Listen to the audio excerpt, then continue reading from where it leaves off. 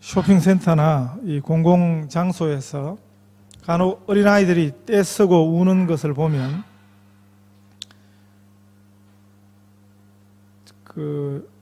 공교롭게 제가 본 경우가 그래서 그런지 몰라도 볼 때마다 아시안 계통 아이들이 떼쓰는 것을 많이 봅니다. 저도 서양에서 살아온 걸로 따지면 91년부터니까 꽤 된 것 같습니다. 제 경험상 서양식 교육에서는 아이들이 막무가내로 떼쓰는 것을 아예 용납을 잘 안 하는 것 같습니다. 그런데 한국에서는 이 정도가 아니고 심지어 아이들에게 얻어맞고 사는 엄마들이 많다, 그런 이야기를 합니다. 때를 쓰다 못해 자기 엄마를 때리기까지 한답니다. 아빠는 때렸다가는 더 세게 터지니까 그러지를 못하고 아마 아이들이 상대적으로 만만해 보이는 자기 엄마를 때리는 것 같습니다.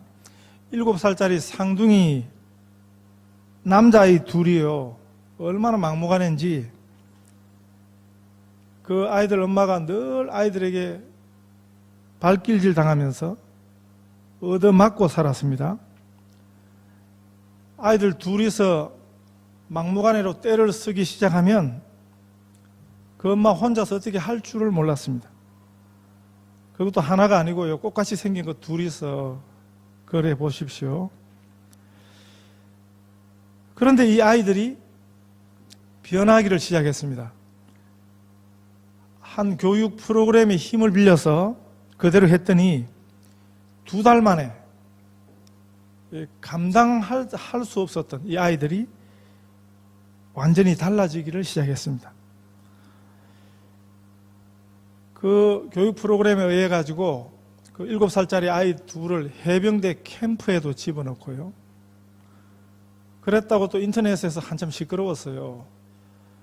아무리 그래도 7살짜리를 해병대 캠프에다 집어넣냐고. 그런데 결과적으로 그런 훈련이 이 아이들을 고치는데 도움이 된 것 같습니다. 이 아이들이 결정적으로 변한 것은 자기 엄마를 대하는 태도가 바뀌었습니다. 처음에는 이 아이들이 자기 엄마를 자기들 마음대로 할 수 있다고 생각을 했습니다. 그래서 그 엄마가 순순히 자기들 뜻을 따라주지 않으면 때를 쓰고 발길질을 하면서 울고 불고 그렇게 한 것입니다. 그렇게 해서라도 자기 엄마를 자기 원하는 대로 마음껏 끌고 다닐 수 있다고 그렇게 생각한 것입니다. 그런데 이 아이들이 변하고 나서는 바로 그 태도가 달라졌습니다. 이제는 그 엄마의 말을 경청하게 되었습니다. 이 자기 엄마를 엄마로, 부모로 인정하게 된 것입니다. 이제서야 그 엄마가 그 아이들에게 엄마 노릇을 하게 된 것입니다. 엄마가 이제 제대로 엄마로서, 부모로서의 권위를 아이들에게 갖게 된 것입니다. 우리들이 하나님을 믿는다 하면서도요, 그 초기 수준은 이 아이들 비슷합니다. 하나님을 내 것으로, 하나님을 내가 소유하려 드는 것입니다. 이런 신앙은 사실은 신앙이 아닙니다. 이건 사실은 믿는 게 아니고 안 믿는 것입니다. 굳이 신앙이라고 말을 쓰자면 아주 유아기적인, 아주 초보적인 그 막무가내 상둥이 남자 아이들 같은 그런 수준의 신앙인 것입니다. 어디서 이런 신앙이 나오는가? 하나님을 하나님으로 인정하지 않아서 그렇습니다. 하나님 말씀에 경청하려 하기보다는 내 말을 하나님이 들어주세요, 내 뜻을 하나님이 들어주세요, 그렇게 하는 것입니다. 그것은 내가 하나님을 믿겠다는 게 아니에요. 사실은 하나님이 나를 믿어달라는 것입니다. 예수님은 너희는 이렇게 기도하라 하고 가르쳐 주셨습니다. 하늘에 계신 우리 아버지여, 하나님의 이름이 거룩히 여김을 받으시오며 하나님의 나라가 임하시고 하나님의 뜻이 이 땅에서 하늘에서 이루어진 것 같이 이 땅에서도 이루어지소서. 이렇게 해야 우리가 옳게 기도하는 것입니다. 이렇게 기도하며 믿어야 우리가 옳게 믿는 것입니다. 그런데 우리는 하나님의 이름을 위해서 기도하기보다는 내 이름을 위해서 기도하고 있지 않습니까? 하나님의 나라를 위해서 우리가 기도하기보다는 내 영역을 위해서 우리가 기도하고 있지 않습니까? 하나님의 뜻이 우리 삶 가운데 이 땅에서 이루어지소서 하고 구하기보다는 내 소원이, 내 계획이, 내 뜻이 이루어지기를 우리가 간절히 구하고 있지 않습니까? 이런 태도가 바로 우리가 하나님을 나의 소유로 삼는 것입니다. 우리가 하나님의 자녀되고 내가 하나님의 소유가 되고 내가 하나님의 백성이 되는 것 아니고 하나님을 우리 뜻대로 우리 마음대로 그렇게 삼으려 드는 것입니다. 이것은 아주 막무가내 신앙인 것입니다. 7살 난 그 두 쌍둥이 남자아이들하고 다를 바 없는 그 아이들이 처음에 그 엄마를 그렇게 자기들 원하는 대로 대하던 그 태도하고 별 다르지 않은 것입니다. 사실은 본문의 야곱이 바로 그랬습니다. 그 당시 이 야곱의 하나님 이해가 그랬습니다. 우리가 성경을 그냥 읽으면 안 됩니다. 성경은 잘 읽어야 됩니다. 성경에 있다고 무조건 그걸 긍정적으로 받아들여서는 안 되는 것입니다. 성경은 두 가지 차원의 교훈을 우리에게 주고 있습니다. 하나는 뭐냐면 긍정적인 측면입니다. 한 사람의 생애를 소개하면서 그 사람에게 있어서 긍정적인 측면, 모범이 되는 것을 우리에게 보여주고 있습니다. 그러나 그것만 있지 않습니다. 또 하나는 그 사람에게 배워서는 안 되는 측면도 보여주는 것입니다. 그 사람이 가지고 있는 부정적인 것도 우리에게 보여주는 것입니다. 그래서 우리가 성경을 읽을 때 그냥 읽어서 되는 게 아니고 이 경우는 지금 성경이 우리에게 옳은 것을 긍정적으로 소개하시는지 아니면 이것을 부정적으로 소개하는지를 우리가 잘 판단해야 하는 것입니다. 이 당시 야곱의 하나님 이해는 그건 옳은 이해가 아닌 것입니다. 우리가 뒤에 이제 계속 성경을 읽어갈 건데 지금부터 20년 동안 그래요. 20년 후에 이제 야곱이 하나님을 옳게 이해하기를 시작하는 것입니다. 성경이 이걸 보여주는 것입니다. 본문은 야곱이 하나님에 대한 서원 기도의 내용입니다. 우리가 이 성경을 읽고 이 사건을 대하고 야곱도 이렇게 기도했잖아. 그래서 우리도 이렇게 기도하자. 그러면 안 되는 것입니다. 이때는 야곱의 하나님 이해가 잘못된 때였습니다. 그렇기 때문에 이 서원의 내용이 참 유치합니다.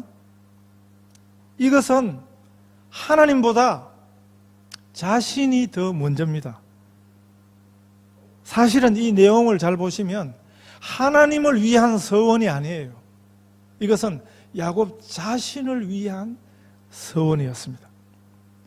야곱이 서원하여 이르되 하나님이 나와 함께 계셔서 내가 가는 이 길에서 나를 지키시고 먹을 떡과 입을 옷을 주시어 내가 평안히 아버지 집으로 돌아가게 하시오면 여호와께서 나의 하나님이 되실 것이요 내가 기둥으로 세운 이 돌이 하나님의 집이 될 것이고 하나님께서 내게 주신 모든 것에서 10분의 1을 내가 반드시 하나님께 드리겠나이다 하였더라.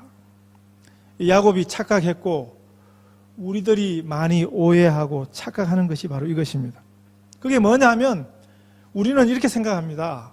우리가 하나님을 인정해야지 하나님이 하나님 되는 걸로. 그렇지 않습니다. 하나님은 우리 없어도 하나님이세요. 우리가 하나님을 찬송하지 않아도 하나님은 하나님이세요. 우리가 하나님을 하나님으로 인정하지 않아도 우리하고 상관없이 하나님은 하나님이십니다. 우리 하나님은 처음부터 하나님이셨습니다. 영원토록 하나님이십니다. 시드니에서 살고 있는 이슬람 교도를 만나가지고 대화했던 적이 있습니다. 제가 교회 목사인 줄 알고는 저한테 열심히 그 이슬람에 대해서 소개를 하더라고요. 저는 이미 이슬람권에서 선교사로 잠시지만 있었습니다. 저는 이슬람이 뭔지, 이슬람의 본질이 뭔지, 이슬람이 뭘 믿는지, 이슬람의 허상이 뭔지 누구보다도 잘 알고 경험한 바 있습니다. 이슬람은 기독교와 다 다릅니다. 특별히 신관이 다릅니다. 이슬람에서는 예수님을 특별한 선지자로 인정하지만은 우리들이 믿는 것처럼 예수님을 하나님으로 믿지는 않습니다. 절대 하나님으로 안 믿습니다. 왜 그러냐 하면 저들 나름대로 이유가 있습니다. 논리가 있습니다. 어떻게 하나님이 인간이 될 수 있냐는 거죠. 그것부터 못 믿는 것입니다.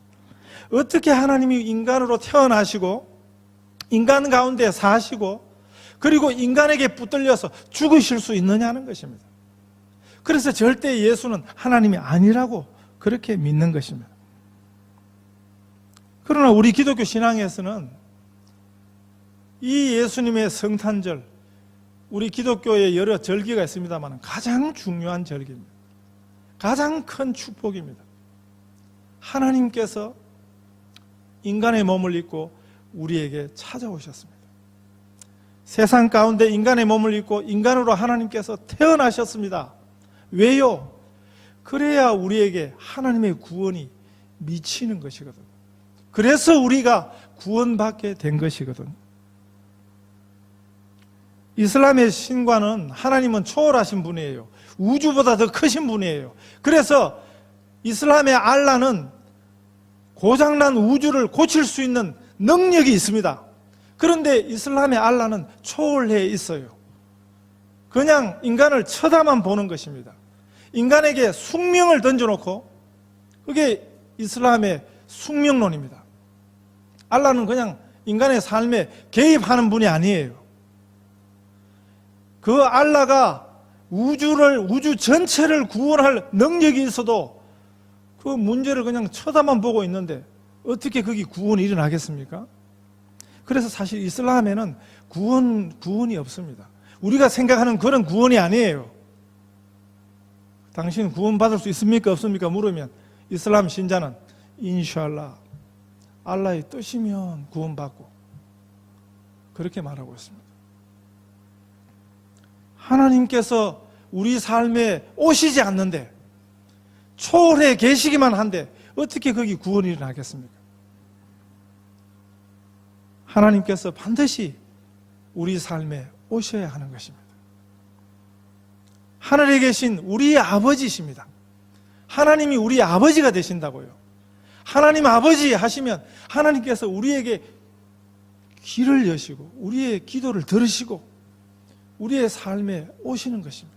우리를 만나 주시는 것입니다. 성탄은 하나님이 우리에게 오신 사건입니다. 그냥 높은 하늘에서만 쳐다만 보고 계시지 아니하시고 친히 인간의 몸을 입으시고 그 높은 보좌에서 낮고 낮은 인간 세상으로 우리 하나님이 친히 우리를 찾아오신 사건이 성탄입니다. 이슬람에서도 우리 성경, 신약 성경 사복음서를 인질이라 그래서 자기들 경전 코란에 포함시키고 있습니다. 그런데 우리가 가진 성경 중에 이 사복음서는 뭡니까? 예수님에 대한 증거입니다.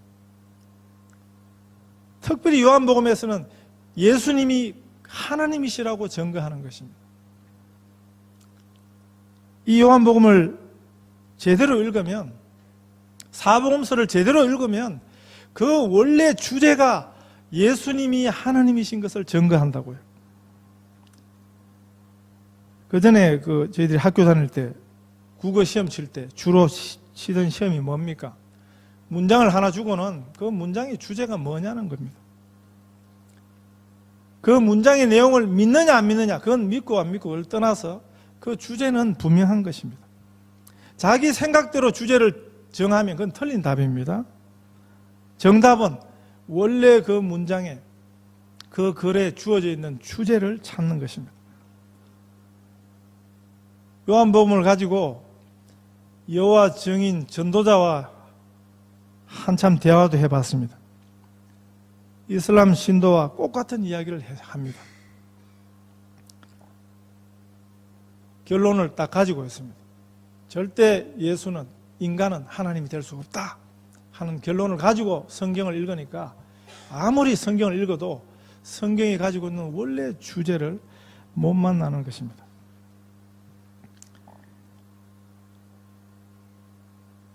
이 세상 전체가 하나님을 하나님이라 하지 않아도 그래도 우리 하나님은 하나님이십니다. 하나님은 인간이 있다 없다를 결정할 수 있는 분이 아니에요. 그러면 사실 하나님이 아닌 것입니다. 하나님은 우리가 소유할 수 없는 분입니다.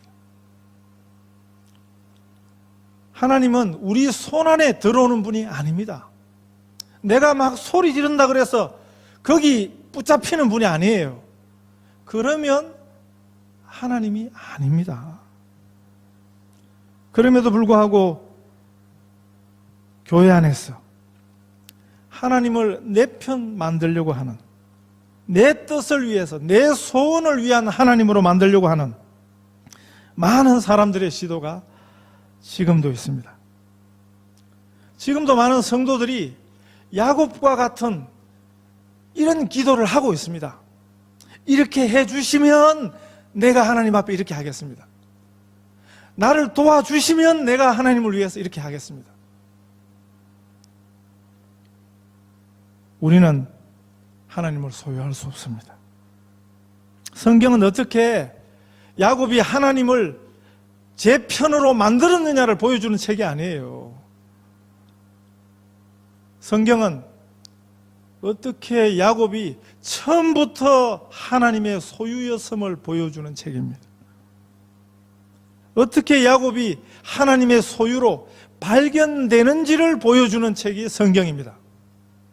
그래서 우리가 성경을 바로 읽어야 되는 것입니다. 우리가 아무리 우리의 하나님, 나의 하나님하고 기도해서 하나님이 내 것이 되지 않고 우리가 하나님의 소유가 되는 것입니다.